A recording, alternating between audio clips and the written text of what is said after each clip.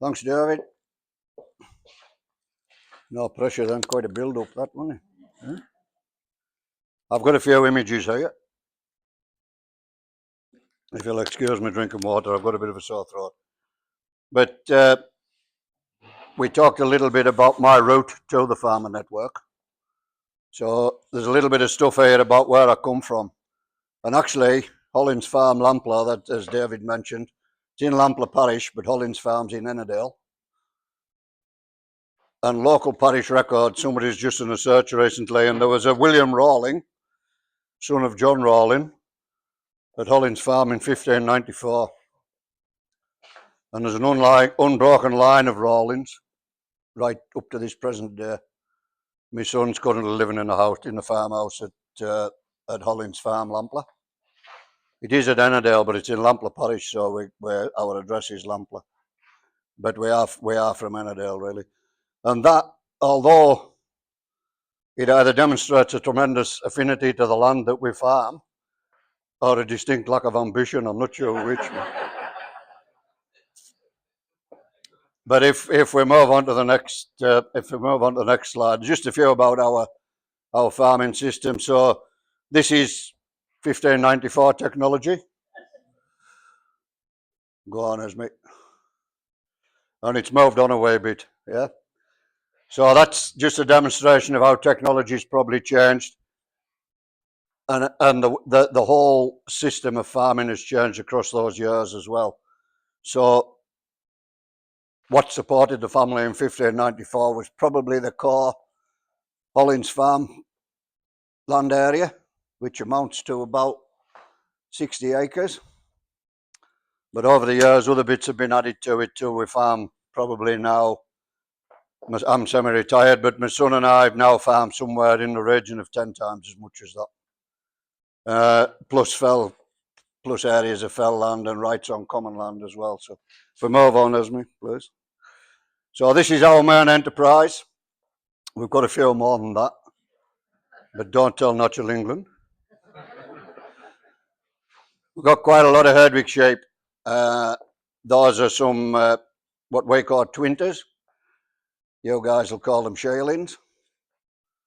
Yearling animals, they're on a bit of our own ground, being wintered off the fell, just to give them a little bit of better start in life. And just as it happens, they're actually looking, this bit of land here, there's a sheep off the Hollins enterprise. We now have 2 different farms.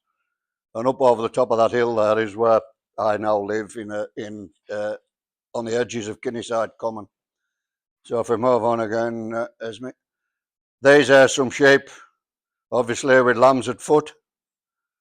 Herdwick ewes with the rather unique black Herdwick lamb that, as it develops and matures, turns into the same similar colour to the mothers there.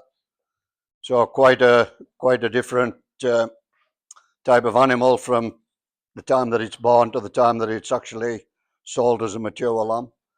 Our main enterprise on the farm would be Herdwick sheep and everything that comes from Herdwick sheep. So those animals there, the hefted flock, we used to run 4 hefted flocks. 3 of them on Kinneyside Common, which is this area you see behind it here.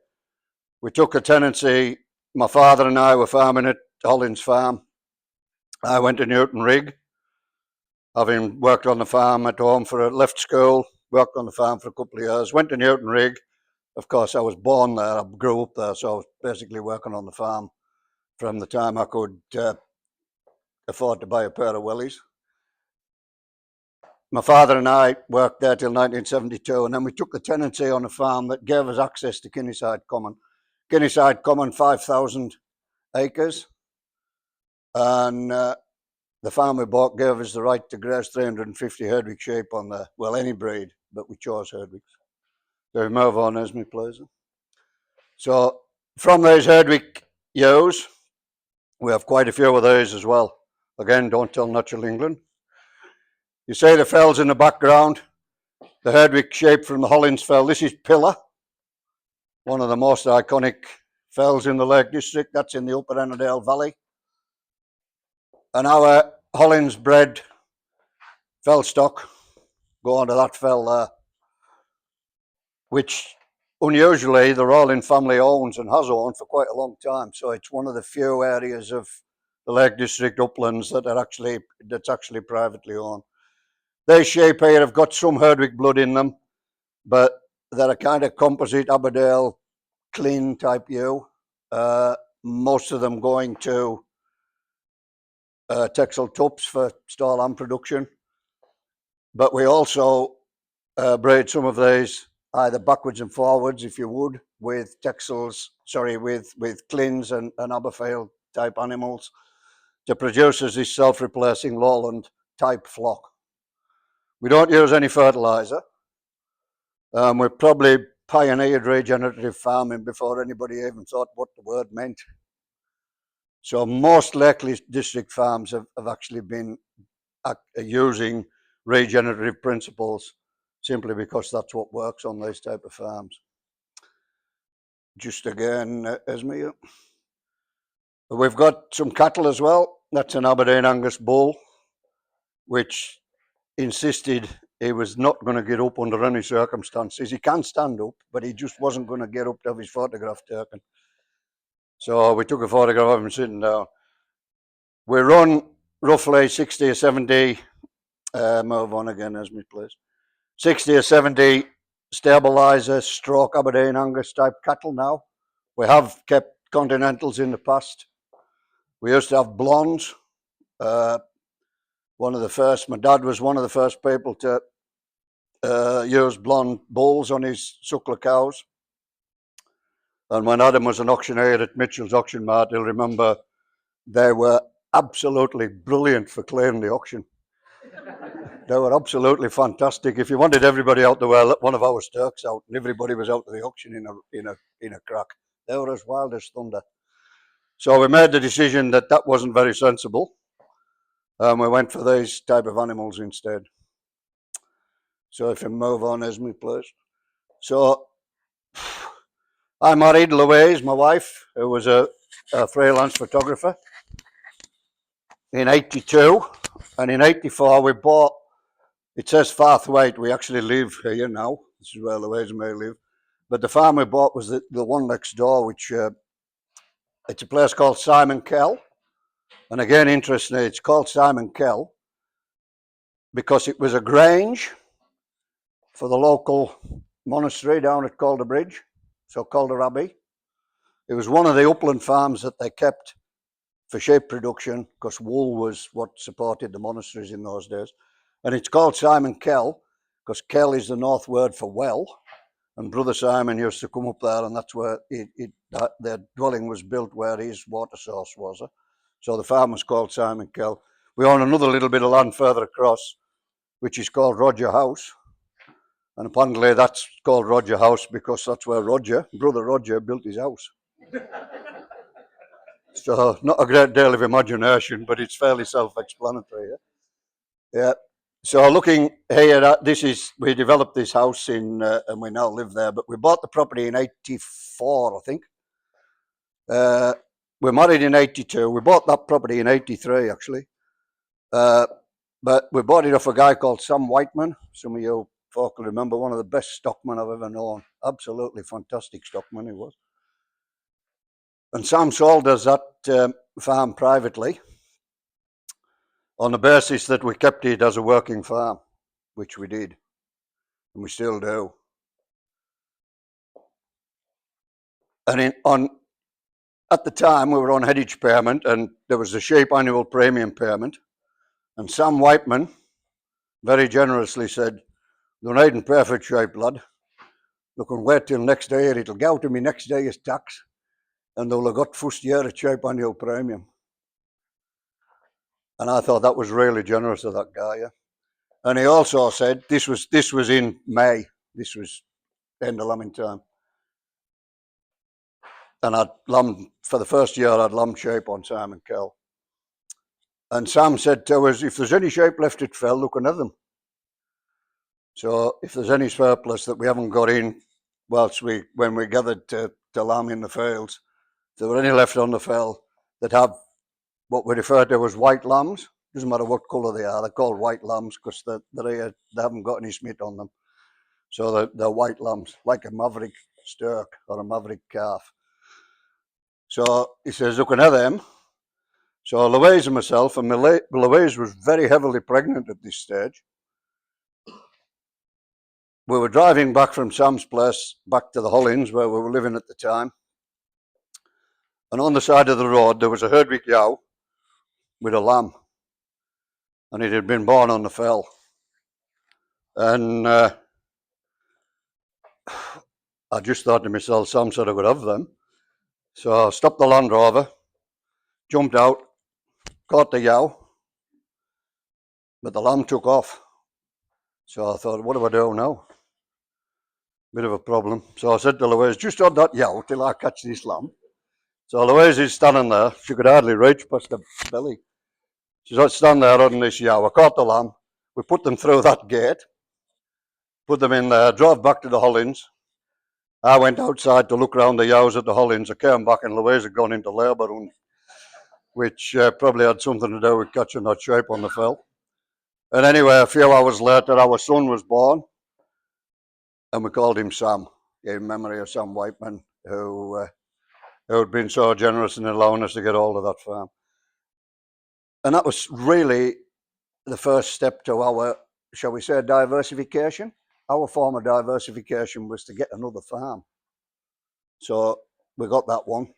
And it doesn't demonstrate a great deal of sort of helping the next generation because we were in a position to do it and we did it. And it's a model we've followed and just got increasingly bigger, actually. But we got increasingly bigger with a decreasing workforce, which is becoming a bit of an issue. Anyway, we got that farm, and in I think it was 86, the Chernobyl nuclear factory went up in the Ukraine, and we were right in the cloud. We were right in the nuclear cloud. Sellafield, if you can imagine, Sellafield's about there. It's about 3 miles from Simon Kill. And people used to joke, oh, your sheep will be radioactive. Well, actually, after Chernobyl, they were. The sheep were radioactive. And that was a bit of a nuisance. So we actually got some papers.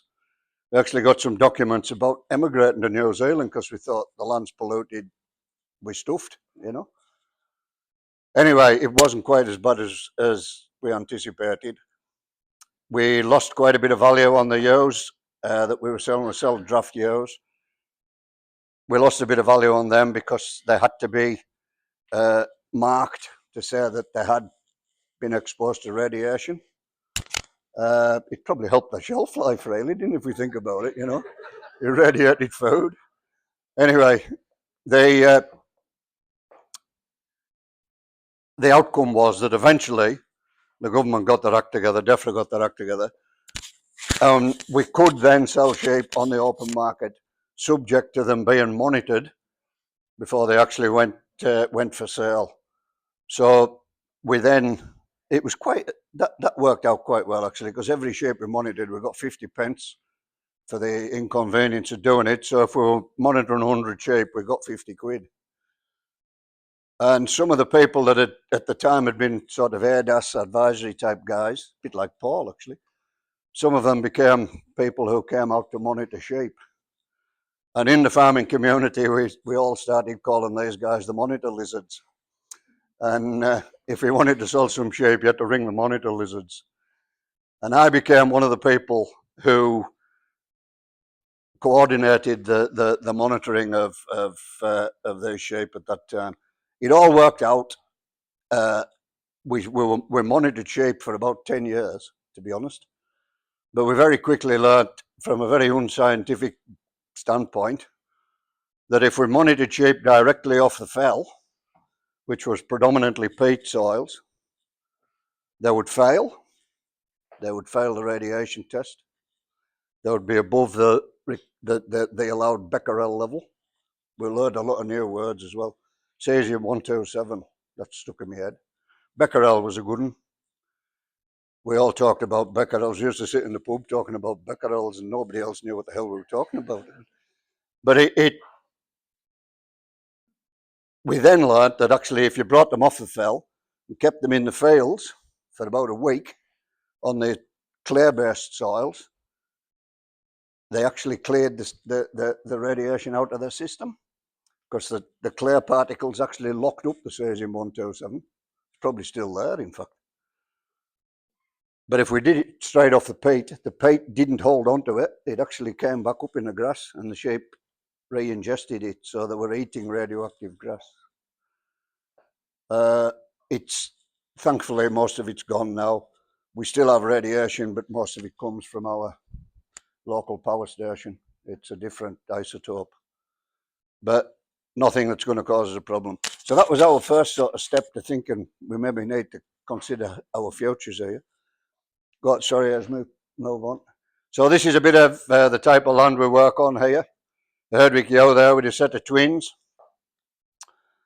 My wife said, as a photographer, I took this photograph with my phone. But my wife said that would have been much better if you'd had the sheep and the lambs more in the foreground. And I said it was a big enough bloody job getting my phone out of my pocket, never mind stopping the yow running off down the field. But that's the type of land we're on. That's some of what we would consider our enclosed land, yeah. So a lot of Forestry Commission around us, and a lot of this sort of very biodiverse type habitat that we try and work alongside of that natural process. Go on, Esme. This is a gather off Kinniside Common. It's the sort of thing that Viv Lewis was very involved in helping us maintain. The communal gather of sheep from Kinniside Common. All the Herdwicks are ours.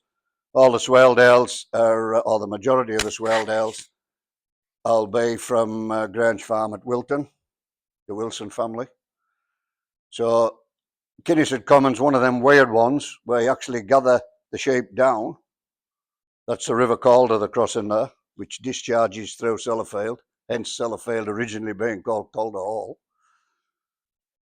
They're crossing the River Calder, which when it's in flood we can't get across. But it's a weird fell because we go down and then we go back up again. So the fell boundary is actually in the bottom of the valley, and then we climb back up the other side. There's, you'll say there's an electricity pole. That's not a natural feature. We'll move on. We've got a few cattle here on some of the land higher up the valley there. Where we gathered the sheep in was actually to the sort of southeast of that, where those cattle are. That's the kind of cow we've got. That grass has been grown naturally. Bit of cow muck on it probably during the winter. It's very interesting actually that our land here, which is deemed to be in need of improvement, to me looks significantly better from a nature point of view than the Forestry Commission land, which is considered not to need any attention. But that's only me. Move on. So this is the gather again. These are my best mates. This is Meg and that's Laddie. Laddie's a brilliant dog. He's like me. He's had too many birthdays. He's getting on. Laddie, absolutely brilliant. It's perfect fell dog. Meg, with a reserved judgment on Meg.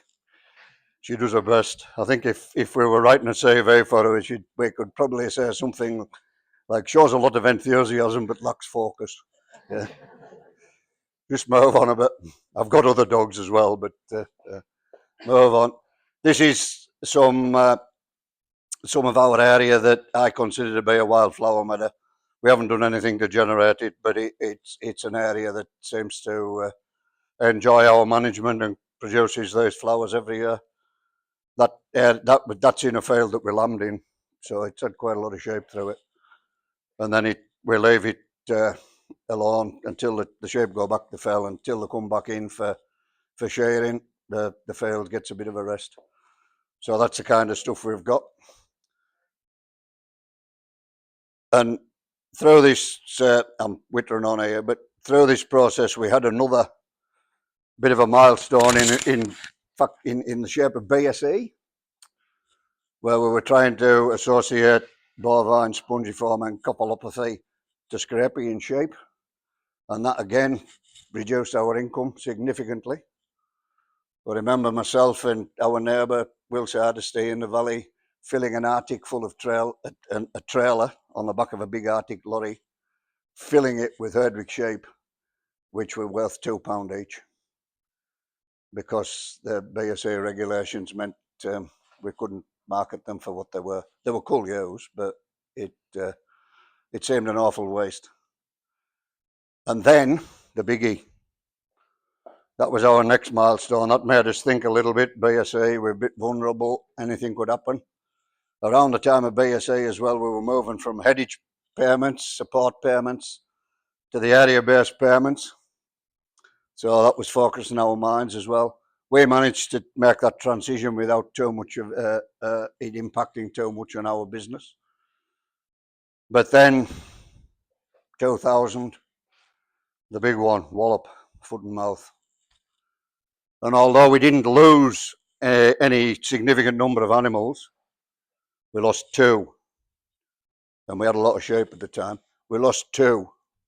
One was a tup, a Herdwick tup, that was hired out to a neighbour who'd used it and then taken it away onto a lowland farm up near Kirkbride that was taken out, and our tup went with it. That wasn't the end of the world. We didn't get any compensation for it, but it wasn't the end of the world.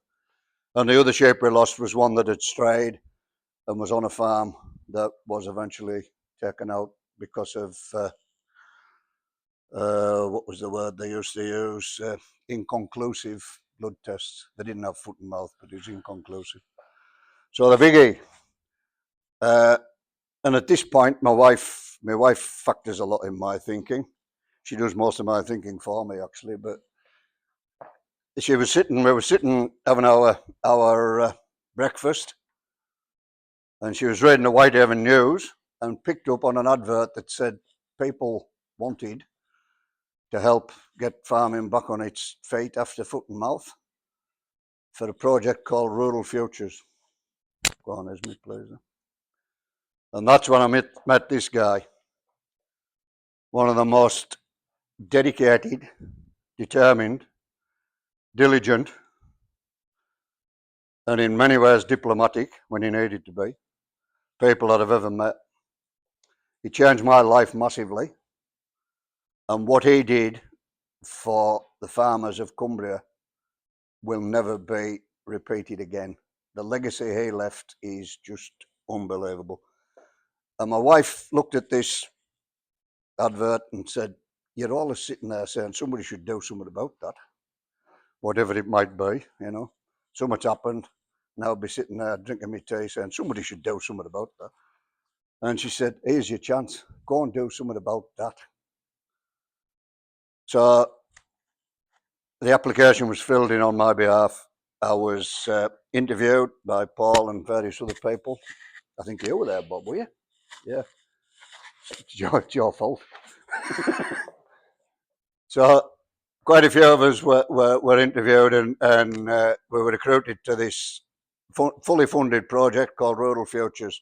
It was funded by the Leader Programme and was the brainchild of Kate Braithwaite and Jeff Brown.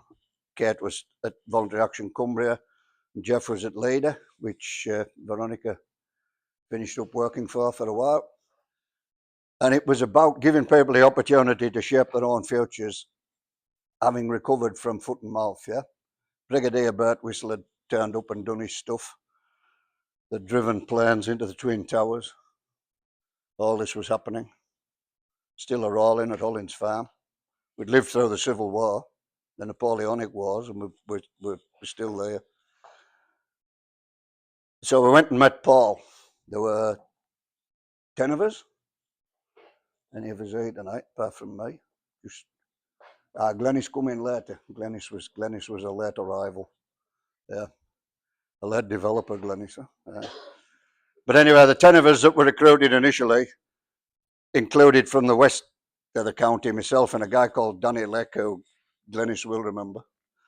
And we had various training where we were taught about how to talk to a group of people like this. So it's his fault. It was your fault originally, Bob, and then him.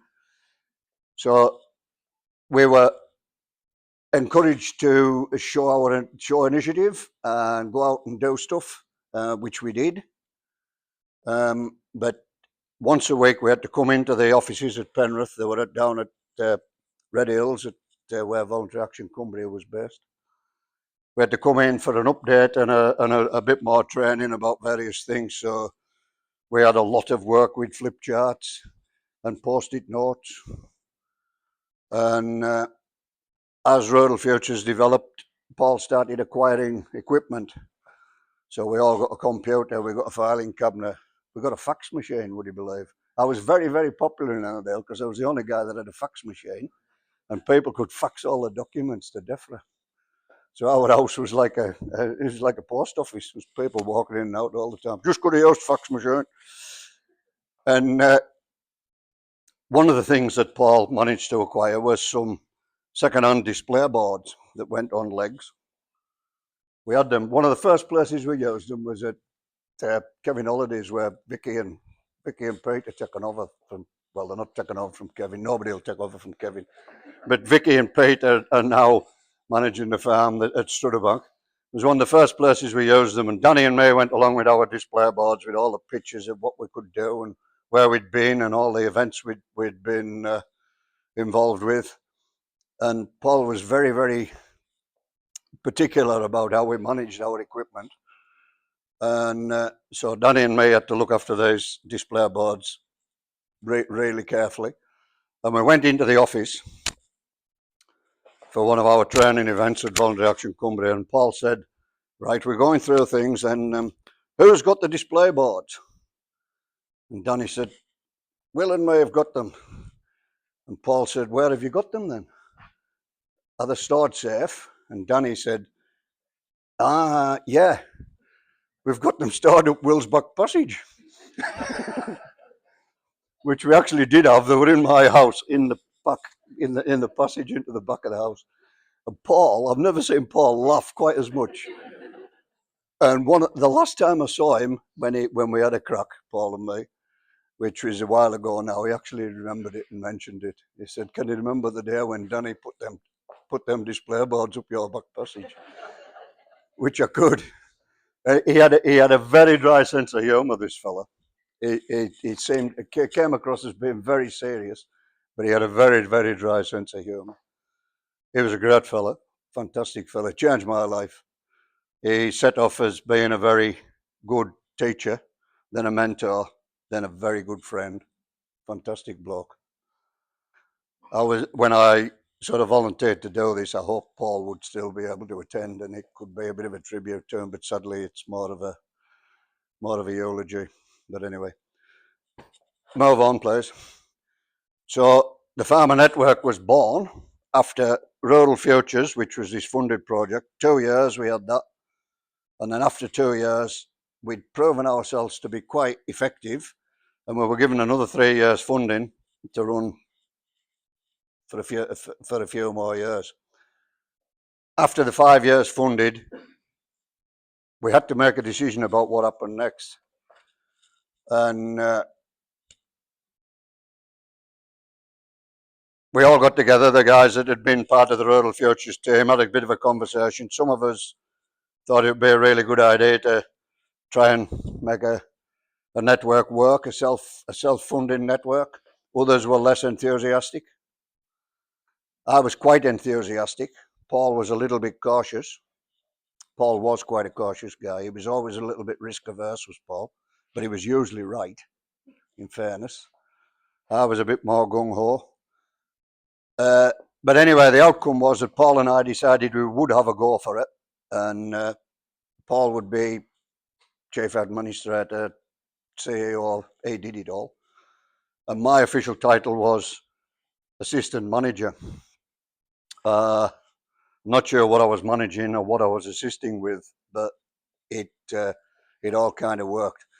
So we decided we would have a go for it, and we recruited a few people. I think we've got a few more photographs there, hasn't we? Oh, sorry. These are some of the things that we were involved with. Some of the stuff that these guys are doing now. I was here demonstrating the correct use of the flat cap, and this is quite a recent photograph actually. But it's the type of stuff we were doing. We were looking at sward, the types of sward that we could generate. We were looking at compaction and all these sort of things. So the same stuff that the guys are doing now. But we set off with the network on the principles that are still there. Adam mentioned one of them earlier. And the main thing that Paul was very keen to make sure we did was to have a management council that actually decided the way that the Farmer Network was going to work. And Randall was involved in one of the original management councils. Can't see anyone else, but they were all people recruited from the farming community. We had people from Arnold Moore, from way up on the Hadrian's Wall area, you'll know Arnold. Way up there, we had people from dairy farmers, Thomas Whiteford. You know, we had quite a mix of people. I was the upland sheep guy. Alan Alderson was involved from the Swaledale Sheep Breeders, and we slowly built ourselves into what was quite a dynamic group. Some more dynamic than others, but that's the case in every situation, I think, isn't it? But Paul all the time had his eye on how this is going to work. How is this going to stack up financially? Yeah? So the first thing we needed to do was establish ourselves, give ourselves some sort of entity, and we then worked very closely with Viv Lewis, whose speciality was about business structures. And we established ourselves as a not-for-profit company, a company limited by guarantee. And as Adam said, things have wobbled a bit, but that worked for a long time. And the only requirement on any of our directors at that time was if it went belly up, every director was responsible to the value of £1. So that was quite an incentive for people to get involved. So we got ourselves established. One of our biggest principles that we set off with was the one that Adam mentioned earlier on there, to support, advise, and educate. And I think those three principles hold pretty sound whatever organisation you're in, but particularly in a very bottom-up advisory type situation like this. I think it was, that was fundamentally where we were going to come from.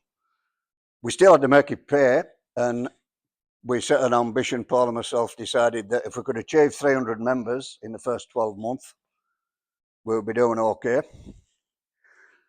We were going to charge them £20 to be a member. And in the first 12 months, we got 455. So we were really pleased about that. And membership's grown ever since, hasn't it? It's now up tripled. It's tripled that number. It was a fairly fluid 455. It depended which project we were with, whether they all repaid the membership or not. But we set off at 20 quid, and it kind of worked. We got away with it. We actually, through Paul's particular skills, which he was very good at getting money out of organisations, we were very lucky to have support of Cars Billington. Cars Billington put 10 grand, I believe it was, Ian, wasn't it, up front for a year or two, actually. We also got support from the Cumberland Building Society, Cumbria Community Foundation. So we had these little pots of money, and the way that it operates now isn't that different. It's just bigger. We realised then that we needed to do events, so we needed to recruit people. And Glenys there was one of the people that we recruited, Glenys Postlethwaite. Glenys was also a management council member, so Glenys was really quite involved in things. As we worked our way through, Ellis there at the back of the room, Ellen got involved as well, as did Tony. Tony was very supportive. And we did a number of different things, a lot of these type events, but we also went into other areas and looked at different ways of management. And the first 4 years were fairly sort of learning curve, shall we say. We were building it up.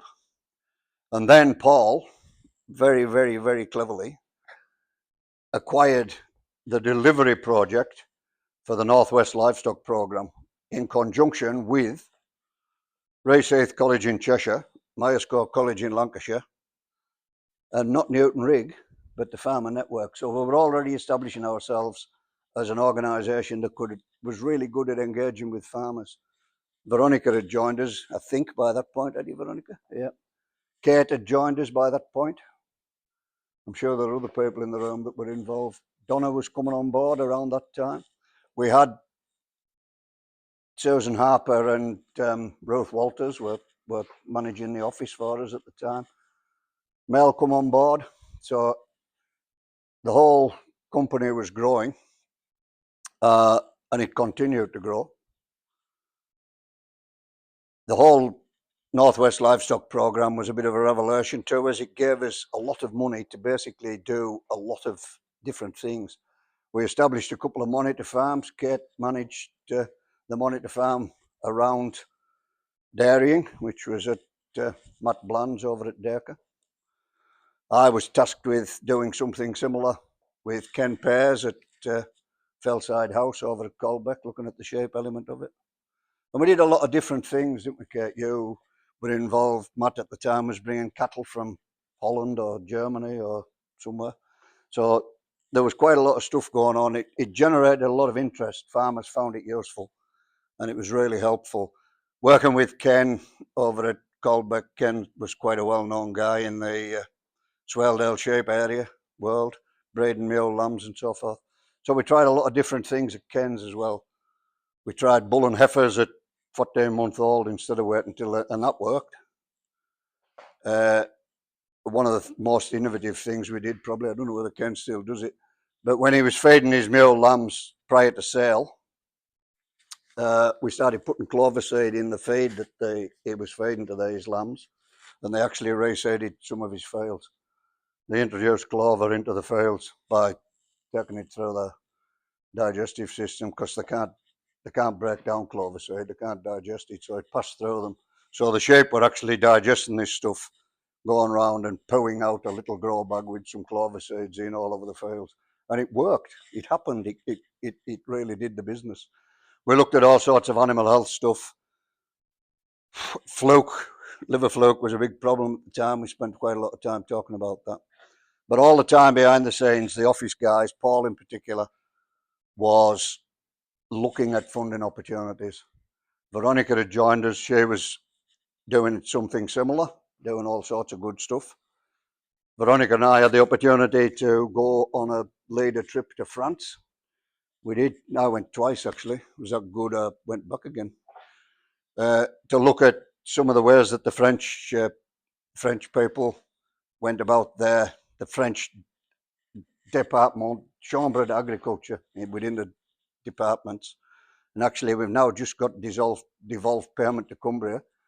We might be able to build something on a similar sort of style to what the French were doing at the time. The money was devolved to the area, and the local community decided how it was going to be spent. So that would be really helpful if we could get away with that. But the Farmer Network grew and grew and grew. We developed a very good relationship with the Prince's Countryside Fund, didn't we, Veronica? And you did, anyway. And they supported us massively. We looked at funding opportunities wherever they were available. I did a lot of talking. Paul and Veronica and the rest of the team did a lot of organising, a lot of bringing people together. And we did establish ourselves, even in those fairly early days, as a go-to place if you wanted to engage with farmers. You know, in 2000, about 4 years after we'd established ourselves in Cumbria, we were asked to go to Yorkshire and help the Yorkshire guys organise something similar. And it then became a branch of the Farmer Network. And I remember spending a lot, Randall, you were with us quite a bit, weren't you? We went across to Yorkshire to talk to the people over there, spent a lot of time in Horse Museum talking to farmers. coming up with brilliant ideas. Viv come across with us again about business structures and advice. Really quite focused kind of stuff. And I remember one particular visit to Hawes, I believe it was. We had to go over butter tubs in an absolute whiteout blizzard. Paul and May were in my car, which was 4-wheel drive, and we picked Adrian Shepherd up from the Yorkshire Dales National Park. We picked Adrian up, I think, at Grassington. He lived at Grassington, didn't he? Anyway, we finished up going over butter tubs in this absolute blizzard.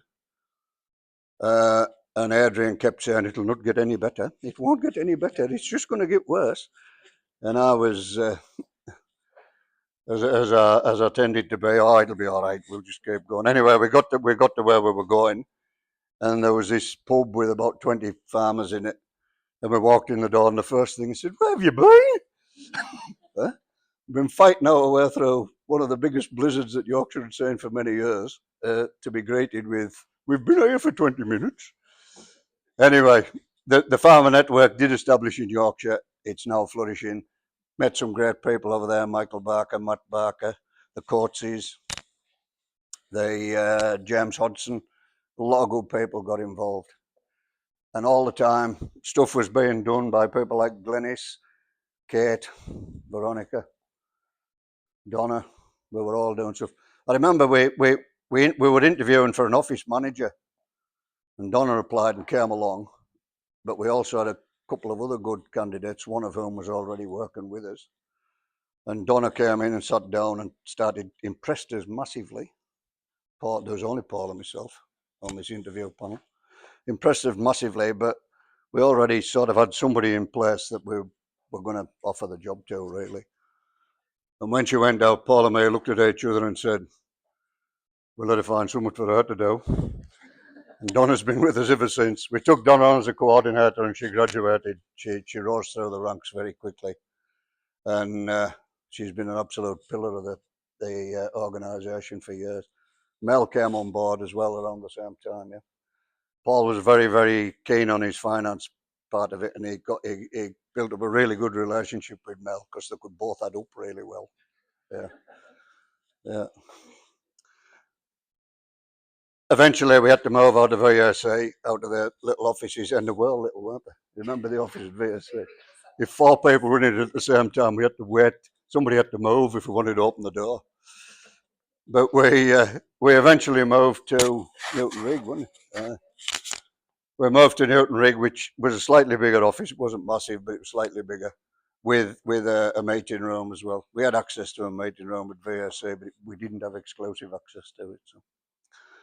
So we moved to Newton Rig, and then Newton Rig decided they were going to, well, not Newton Rig didn't, but it was decided that Newton Rig would be asset stripped, in my opinion. And so you moved into town for a while, didn't you? And then came to the offices here. So a very quick run through. If there's anybody here that I haven't mentioned, the girls that have come on board lately, Vicky and Kate, very enthusiastic. The guys at the back of the room there who are very involved now with the councils. David come in as a fantastic chairman. Took over from me, so he didn't have a lot to prove. But it's working really well, and because of people like Ellis, like Glenys, it was about people, and it was about the people doing stuff for other people, and that's what it still is. And that was absolutely the ethos of Paul. It would do nothing unless the management council had actually approved it, even if it was just by a new set of chairs or a table or something. They'd had to go past the management council, and they did that right up to the point that he stepped back a little bit. So a brilliant fella, absolutely brilliant fella. It's very sad that he can't be with us this evening. We spent a lot of time taking advice and working with Viv Lewis, again, one of the people who was absolutely fundamental to the formation of the Farmer Network. And without her, we would have found it quite difficult. And Viv went on to do all sorts of other things. Viv was a bit of a She hid her light under a bushel to some extent, did Viv. She never really wanted any acclaim for anything she did. Very like Paul. Paul never took much of the limelight. It was usually me that people had in front of them talking.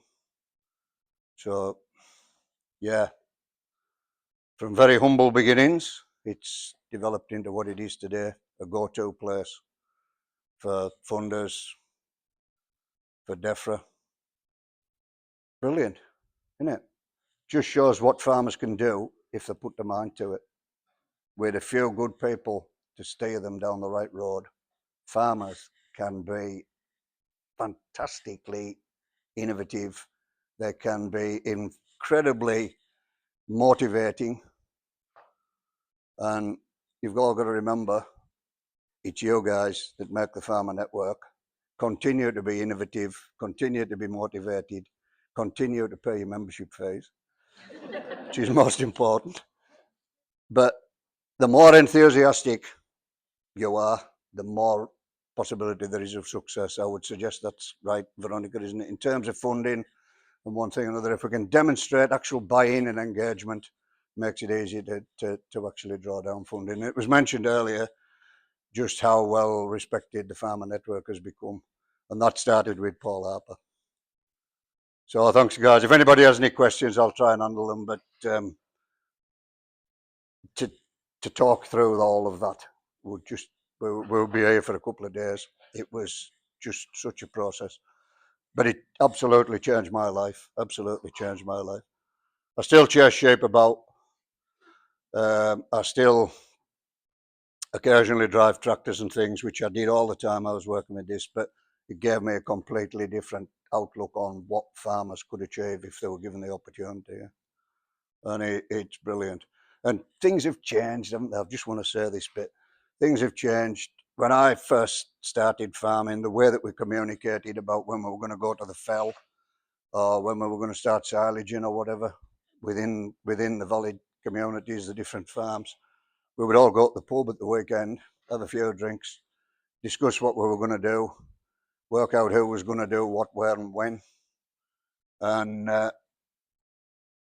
everything was really social and everybody got on like house of fire. And it all worked. Not everybody. There were occasionally people who didn't want to play ball, but it worked really well. Nowadays, it isn't the same when you get a WhatsApp to say, are you going to fell tomorrow?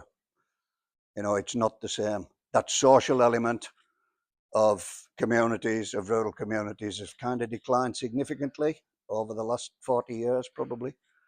So the Farmer Network gives you the opportunity to actually get out there and talk to each other. So just take that on board. Appreciate that you're the ones that's making it happen, and go for it. If anybody has any questions, I'll try and answer them. But if you haven't, I'll have a drink of water.